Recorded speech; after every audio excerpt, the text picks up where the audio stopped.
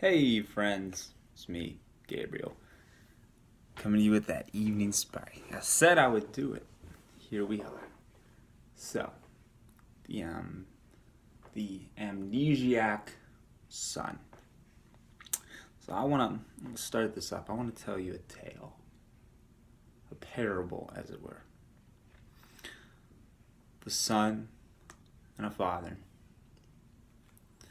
and the son loved the father as the father loved the son equally. But one day the son became sick and stricken with an illness that cast unto him amnesia, for which he forgot who he was, where his home was. And more than that, the son found himself in a strange place that seemed to be in a distant land. Now, in this land, before the father could seem to come to the son's rescue, an evil one came and snatched up the son, proclaiming that he was the son's father. And the son, not being able to know the difference, believed the lie. And from that lie, the evil one, proclaiming himself father over the son, spoke to him how he's been separated from the Creator. That you are a mortal sinner, miserable. That you are in no shape or form worthy or deserving of God's love. And from that state of mind, the son believed it, believing that was his lot. Now I tell you all of this.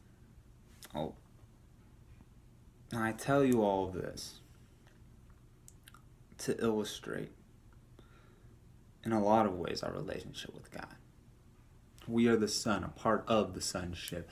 I know Jesus says, that, there's this kind of trope, I would suppose you could say, within the Christian nation to say that though you may be created by God, you are not his child and a part of the sonship until you proclaim that Jesus Christ is your Lord and Savior, that died on the cross and then 3 days later rose from the dead. And you have to be baptized in this whatever, I won't even get into that, in whatever way your religion thinks it's supposed to be done. Who knows if it's the right way? They never really specify in the Bible, or Jesus didn't, but I digress. The point is, it's one of those things where I don't buy that. The dynamic to say that we were created by God and of God, and yet we somehow are made at variance from him. So God deliberately created us with the knowledge that a whole lot of us are going to burn in hell for all eternity. Based off of the Christian rhetoric, the Christian nation rhetoric and logic, it seems like a very wasteful and self-defeating and self-harming way. A fountain doesn't, this is in James.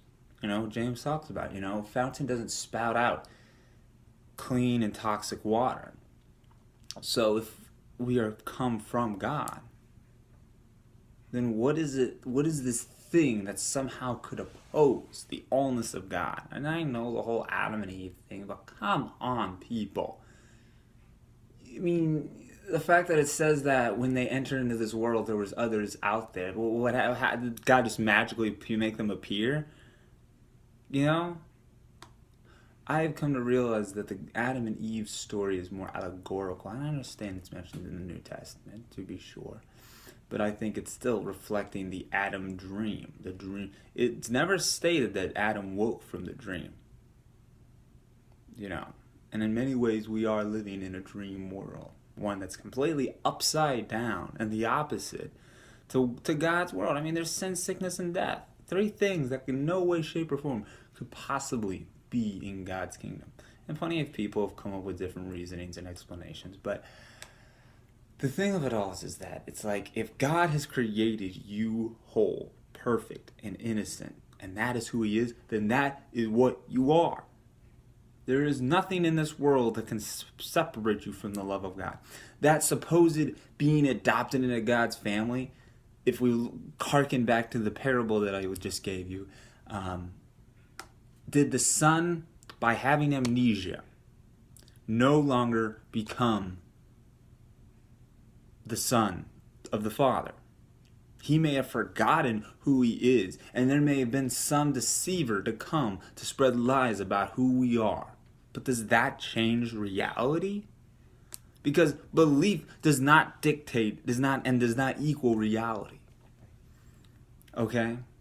So the big thing one thing I'm starting to realize is that depending what you determine how you view the world, the lens for which you view the world, how you view yourself, is going to dictate how you view others.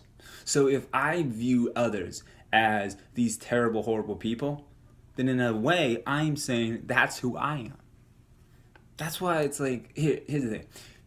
I realized tonight, you can value somebody, and you don't have to condone them. I think there's a mistake in saying, and it can trouble a lot of us. It's like, how am I supposed to value this terrible person?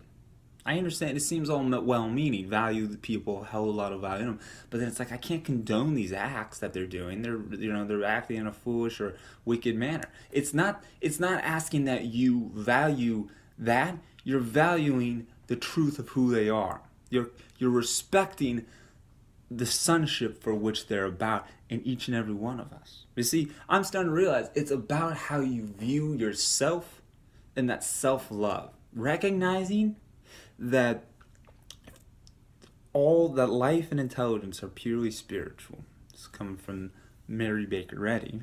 Taking a little note from that Science and Health. I like to diversify. Oh yes, the many facets and avenues of Christ's beautification are infinite. This, I would say, is one of them. And so that's the thing. How you hold life is going to determine your reactions, and as such, the result thereof. For instance, like in a situation, you're in an altercation, what have you, you're in a confrontation, there's a sense of conflict. How many times when you raise the temperature, raise the tone, you get your voice louder, all too often, does that really make the situation better? No, it often escalates it. Think about like when you've ever been in an argument. Did the argument come to a sense of fulfillment and understanding and respect when people start just raising their voices over the other? Does anything ever get accomplished? Is anyone listening? No. It's because it's all about your perception of yourself and your others. That's the thing. It's kind of a beautiful thing if you look at it, because by how you view others is a reflection of how you view yourself. So how you view yourself is going to then thus reflect on how you view others. And so it's a beautiful way of keeping ourselves in check, because if I see myself hating my brothers and really judging them and condemning them, whatever it may be, however wholly I may come across within my own state of mind, if I am in turn being wrathful and hating and judging and condemning my brother, I can know that there is actually some deeper hurt within myself that needs reconciliation. I mean, that's what Jesus talks about when he says, you hypocrite, you say, brother, let me help get that speck out of your eye when you got a stick in yours. It's like, first figure yourself out, and it's going to shift how you think about your brother. Man, see, Jesus was on that level 2,000 years ago, and we still haven't caught up. We're still toiling in the ashes. We're still, drinking the milk. So when we should be rocking that meat, I'm saying, man, we need to be on that beef jerky, man. I'm on that strong spiritual jaw, as it were, to stomach it. Some people can't stomach the truth in the full spectrum. But really, when you think about it, friends, isn't this so much more simpler to recognize that you are worthy of God's love because you are a part of God as an ocean, as a drop of water is one with the ocean. That's how I liken it. We are a part of that. That does not make us equal with God, but it makes us co-heirs and inheritors of the gifts of God. I mean, Paul talks about how we're co-inheritors with Christ. To believe on Christ is to make your foundation on love and truth and that recognition of the allness of what God is about. Because here's the thing, if you hold yourself in this pitiful state, what you're doing is creating a limiter on the depth of being able to receive the allness of what God's about. If you state him as this corporeal person with an actual ear gland and things like that, where he's like this physical dude that's corporeal just like you and I. We say God is this infinite thing, but yet then we look at God in an absolute manner in a relative life. And that doesn't sit well with the mind. So we have to be able to take things to a new level. But it's not to say that you just become hippie Miss Sunshine and walk out into the wilderness. You can still very much so live your life. But it's more about shifting your perspective of why you're doing what you're doing. Seeing your good in the need of another. Seeing others before yourself. Because here's the thing, those others are a part of yourself. So now, man, for me, it's exciting. It's like, okay, this is an opportunity.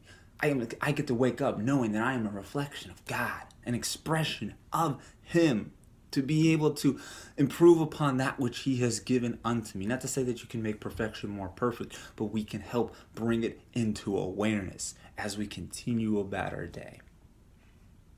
And that's a beautiful thing, friends, that we have that opportunity to remember who we are. So when you ever feel in the trouble, and you're feeling like you're in a dark place, as I often have been in my life, go back and just for a single moment, be conscious that life and intelligence are purely spiritual. When you recognize this is how it is, it removes so much guilt. Because here's the thing, if all things are spiritual, all things are of God, why would I judge anything then?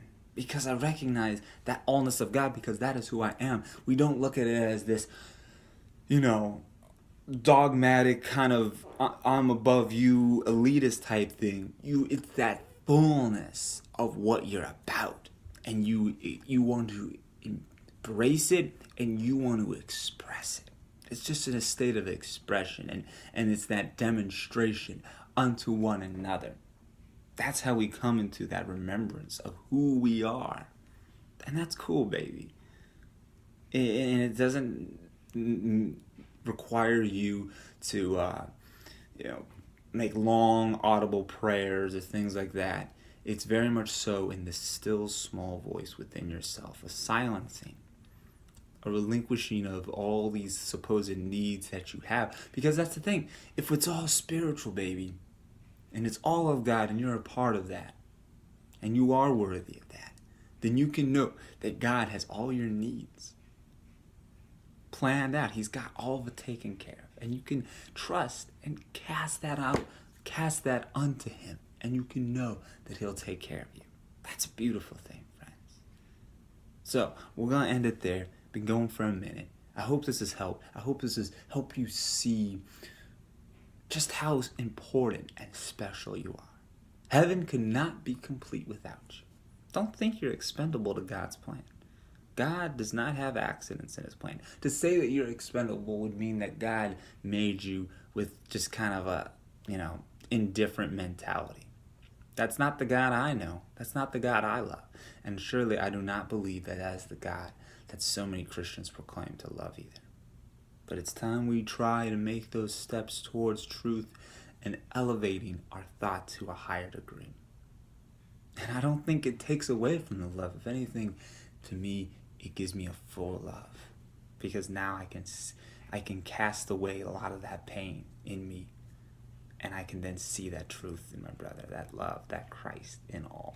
Okay, we're gonna end it there. Share it. You can find me on the Benevolent Wolfpack Facebook page, and share this, comment on this. You can find me there on the Facebook page, and have a blessed night, my friends, and go forward and proclaim yourself worthy of that love of God as one with the ocean. Peace.